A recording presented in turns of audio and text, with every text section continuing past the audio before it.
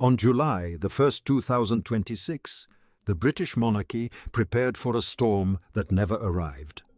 The date was supposed to be a global media event, a 65th birthday milestone for the woman who remains the most powerful ghost in the House of Windsor. For months, the firm's PR machinery had been drafting plans for a grand memorial, a televised concert, perhaps a new commemorative coin or another bronze statue to join the one in the sunken garden. The world expected a spectacle. They expected the crown to do what it does best: categorize, institutionalize, and commodify the memory of Princess Diana. But as the sun rose over London that morning, the palace fell into a ringing, unscripted silence. There was no grand statement from King Charles. There was no official portrait released to the press. Instead, a single unmarked car pulled away from the gates of Adelaide Cottage, carrying a man who had spent 29 years being told how to grieve. Prince William, at 44, finally stopped following the script. On his mother's 65th birthday, he didn't just honor a memory, he staged a quiet coup against the institution that once tried to define her. He reclaimed the Spencer girl from the Windsor machine. To understand the weight of this silence, we must look at the 1.7-mile walk that defined William's life. In 1997, a 15-year-old boy was forced to march behind a coffin, while 2.5 billion people watched his face for a tremor of human weakness. That walk remains the foundational trauma of the modern monarchy. For nearly 3 decades, William's grief was public property. The palace decided when he would speak what he would say and how he would look while saying it. He was a child soldier in the Crown's war for survival, used to bridge the gap between a cold institution and a grieving public. But on July 1st, 2026, the dynamic of power shifted irrevocably. By choosing a path of total privacy, William signaled that the era of the institution deciding how Diana is remembered is over. He is no longer the follower, he is the architect. He has moved the legacy from the ledger of royal assets to the sanctuary of family history. The answer to who owns Diana's memory was finally given, and it turns out it isn't the sovereign, it is the son. The center of this quiet revolution is a small ornamental lake at Althorpe, the Spencer family estate. While the world looks to Kensington Palace or the statues in London, the true psychological reality of Diana's story lives on that island. It was chosen by her brother Charles Spencer specifically because he feared a public grave would be turned into a theme park, surrounded by 36 oak trees, one for every year of her life, and water that reflects the shifting English sky. The island is the only territory where Diana is not a princess, but a daughter and a sister. Sources close to the household suggest that William made a private journey to this sanctuary in the days leading up to the birthday. For a man whose life is lived in a series of highly choreographed movements, the decision to disappear into the Northamptonshire countryside was the most profound statement he could make. Standing on that bank, away from the aides and the men in grey suits, William was not a king in waiting. He was a man standing at the age of 44, looking across the water at a mother who will forever be 36. This moment was not just about the past. It was a tactical positioning of the future. The real shift happened later that evening within the private walls of Adelaide Cottage. This was the moment the public never saw, but the one that will define the next 50 years of the House of Windsor. William sat with his 3 children, George, Charlotte, and Louis, and performed the most important royal duty of his life. He didn't show them the video of the panorama interview or the footage of the funeral. He didn't talk to them about the War of the Waleses or the tabloid scandals that nearly broke the family. He showed them the micro details of a woman who loved the smell of lilies and the chaos of a hospital ward. He showed them the woman who took him to homeless shelters, not to support a cause, but to meet a person. William is raising the next king to understand that the crown is a burden of compassion, not a prize of prestige. He is teaching them that their grandmother's power didn't come from the Spencer tiara, but from her willingness to touch the untouchable. The most devastating and hopeful detail to emerge from this private reckoning involves Princess Charlotte, now 11 years old. Charlotte does not just carry Diana's name, she carries what those close to the family describe as her specific radiant warmth. On that 65th birthday, William reportedly handed his daughter a small leather-bound book. It wasn't a historical text or a royal ledger, it was a collection of ordinary memories. The way Diana laughed at a school play, the way she smuggled candy into the palace, the private jokes that no biographer could ever record. He was handing her a responsibility that no title could match. He was telling the girl named for Diana that she is the one who will carry the Queen of Hearts legacy into the 22nd century. One source described the scene as Charlotte asking questions that only a child reaching for a lost story can ask. She didn't ask about the jewelry. She asked if her grandmother would have liked her drawings. In that question, the icon died, and the person was reborn. To appreciate why this lands with such force, one must look at the paradox of Diana's impact. She was a woman born into the Spencer aristocracy who spent her life breaking down the very walls that protected her. In 1987, she shook the hand of an AIDS patient without a glove. That wasn't a PR stunt. It was a moment of radical honesty that re-educated the planet. In 1997, she walked through a live landmine field in Angola. These were acts of vulnerability that the palace once viewed as dangerous. But in 2026, William has turned that vulnerability into the monarchy's greatest strength. His homewards project, a 5-year mission to eradicate homelessness in the United Kingdom, is the factual realization of his mother's soul. He isn't just attending a shelter, he is financing a solution. He is proving that the greatest inheritance isn't the Duchy of Cornwall's £20 million annual income, but the discipline to use that power for the invisible members of society. The relationship between the palace and Diana has always been a battle over the narrative.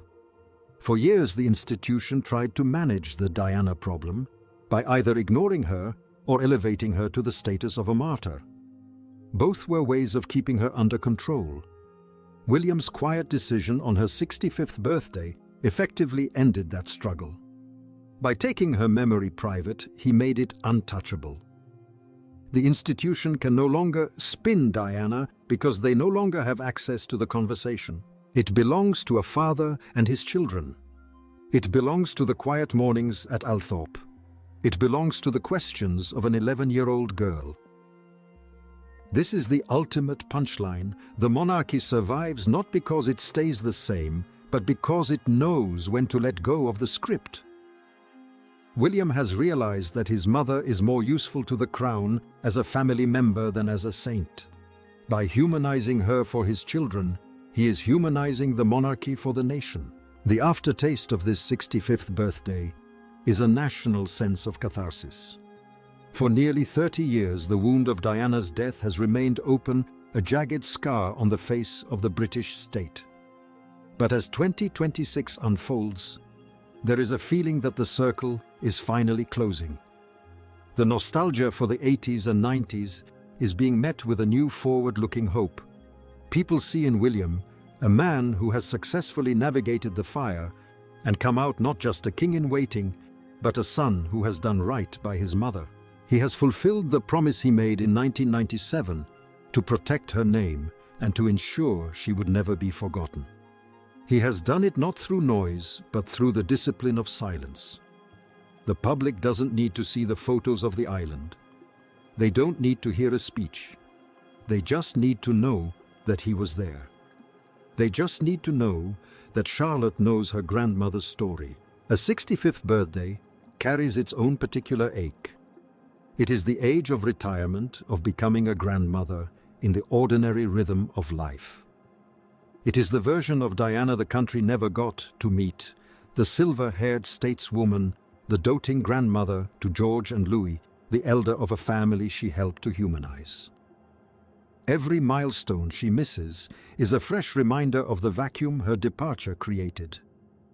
But by involving the next generation so intimately, William is filling that vacuum with something more durable than bronze. He is ensuring that when George takes his place in the line of succession, he does so with his grandmother's DNA, not just the biological kind, but the moral kind. He is raising a generation of royals who are anchored in reality rather than protocol. The complexity of the monarchy is that it must be both an ancient institution and a modern family. For decades, the Windsor side of that equation won. Duty meant the suppression of the person. But William has flipped the script. He has realized that the only way to save the crown in a cynical age is to let the person breathe. By shielding his children from the machinery while feeding them the memory, he is creating a new kind of royal. George won't be a king who is taught compassion. He will be a king who remembers it from his father's stories. Charlotte won't be a princess who performs duty. She will be a princess who lives it because she carries the name and the responsibility. This is the ultimate gift William gave his mother on her 65th birthday. He ensured that her struggle wasn't just a tragedy, but a blueprint for survival. As history moves forward, the restraint shown in 2026 will be remembered as a masterpiece of leadership. In an era of digital oversharing, the silence of the 1st of July felt like a luxury. It reminded the nation of the values of discretion, but applied them to a modern emotional context. People feel protective of William's privacy because they saw what the lack of it did to his mother. They understand that by keeping this birthday quiet, he is giving Diana the one thing she was always denied: peace. The Queen of Hearts is no longer a tabloid title, it is a family inheritance. And for the first time in a generation, the House of Windsor is not just surviving, it is thriving, united by a secret that is no longer a scandal, but a source of strength. Ultimately, the 65th birthday of Princess Diana was the day the monarchy found its pulse. The king may sit on the throne, but the heart of the institution now lives in the quiet conversations between a father and his daughter. The lesson is learned. Power is not who speaks the loudest, but who has the most enduring memory. Diana will not grow old, but her name is growing up. And as Princess Charlotte takes her place in the glare of the 21st century, she does so with the quiet, unshakable power of a girl who knows exactly who she is and exactly who her grandmother was. The silence was the statement. The memory was the legacy. And the love finally was private. Think about the weight of that one word, home. For Diana, the palace was never a home. It was a workplace, a stage, and eventually a prison. Home was the beach with her boys, the quiet of her apartment, or the dirt of Althorpe.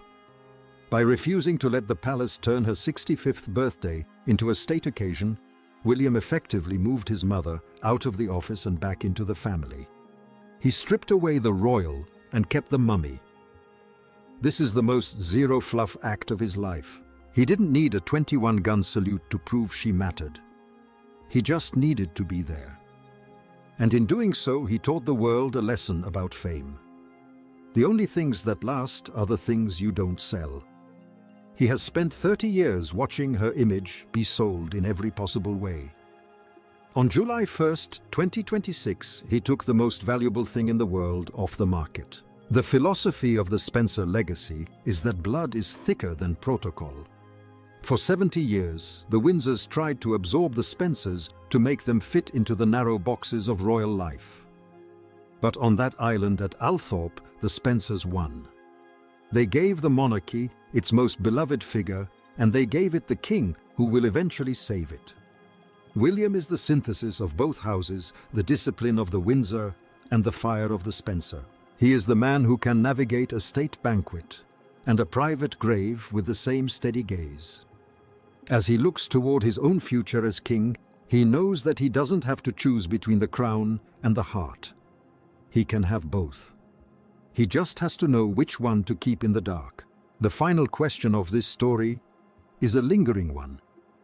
What would she have thought if Diana could have looked across that water at her 44-year-old son and her 11-year-old granddaughter? What would she have said? She wouldn't have cared about the statues or the coins. She would have seen the way William holds his daughter's hand. She would have seen the way George carries himself with a quiet, thoughtful dignity. She would have seen that her children are fine, not because they are successful royals, but because they are whole people. She would have realized that her greatest act of rebellion, her refusal to be anything other than human, worked. It took 30 years, but the human side finally won the war for the House of Windsor. So, when we look back on the reign of King Charles and the future reign of King William, we will point to July 1st, 2026 as the moment the transition became real. It wasn't about a crown changing heads. It was about a narrative changing hands.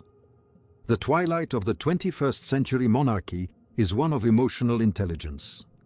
We are moving out of the era of never complain, never explain, and into the era of protect the private, serve the public. William has mastered this balance. He gave the public his mother's homelessness project, and he kept her 65th birthday for himself. It is a masterful piece of leadership. He satisfied the nation's need for continuity while satisfying his own need for closure. This isn't just a story about a birthday.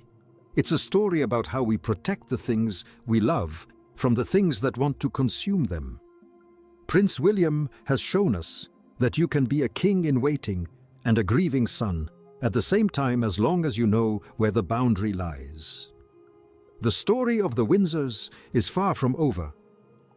But for now, the island is quiet, the lake is still, and the memory of Princess Diana is exactly where it belongs, safe. The silence of 2026 is the loudest tribute she ever received. It was a silence that spoke of respect, of healing, and of a son who has finally found his own voice. The monarchy is steady, the future is anchored. And across the water at Althorpe, the girl from Park House is finally resting in peace, knowing that her name is being taught with love, not with headlines. The 65th birthday was not a tragedy of what wasn't. It was a celebration of what is. A family that is unbroken, a son who is ready, and a legacy that will never ever be erased. The king may reign, but the mother rules the heart. And that is the only verdict that matters. The loop is closed. The story is told. And the future, for the first time in a generation, looks like home. As the credits roll on this investigation, remember the micro detail of the 36 oak trees. They grow taller every year, their roots reaching deeper into the Northamptonshire soil, just as Diana's influence reaches deeper into the character of the man who will one day lead the world. She is not a ghost. She is the ground beneath his feet. She is the wind in the trees and the reflection in the water. She is the birthday that didn't need a party to be remembered. She is the princess who became a grandmother in the only way that lasts. In the stories told by a father to his children when the world isn't watching. That is the true nostalgia factor. That is the cinematic reality of the House of Windsor. And that is why, despite everything, the monarchy will survive. Because it finally learned how to love. The end of the story is just the beginning of the reign. William has proven that he can carry the weight of the past without letting it crush him. He has turned his mother's tears into his children's strength. He has taken the shattering of 1997 and forged a resolution that is as hard as steel and as warm as a field of lilies. He is the guardian of the flame. And on July 1st, 2026, he showed us that the flame is burning brighter than ever. Not as a beacon for the cameras, but as a light for his home. The 65th birthday of Princess Diana was the day the Prince of Wales became the master of the house, and the Queen of Hearts finally went home to stay. In the final assessment, the lesson of Diana at 65 is one of endurance. You can take away a title, you can take away a life, but you cannot take away the way a person made the world feel. That feeling is the real crown. And it is a crown that Prince William wears with more pride than any piece of gold in the Tower of London. The monarchy is no longer just an institution. It is a family that remembers. And in that remembering, it has found its salvation. The silence was the victory. The memory is the future. And the truth is finally beautifully personal. This is the do-um of a life spent in the light and a memory kept in the shadows. The narrative arc of Diana's 65th birthday is a reminder that we are all, in the end, the stories our children tell about us. For the Princess of Wales, the story is one of grace, grit, and a son who refused to let the fire go out. The monarchy is steady, the future is Charlotte. And the memory of Diana is at last where it belongs, in the hands of the people who love her as a person, not as a symbol. The silence of the 1st of July was not the silence of forgetting. It was the silence of a promise kept. And in that silence we can finally hear the heartbeat of a mother and her son beating in sync across the water, across time and into the future. The lesson is learned, the duty is done, and the memory is home. As the sun sets on the era of the giants, Prince William stands as a reminder of what it takes to protect a legacy. It takes a broken heart and a promise made at 15. It takes a decade of scrutiny and a lifetime of discipline. But mostly, it takes a memory. The memory of a woman who saw you when you were nothing and loved you anyway. That is the only thing that lasts. That is the only thing that counts. And that is why Princess Diana will never truly be forgotten. She is the mother of the future, but she is also the girl from the island. William has won every battle, but the war for her soul was the one he won today. He is the king in his heart, and that is the only place that matters.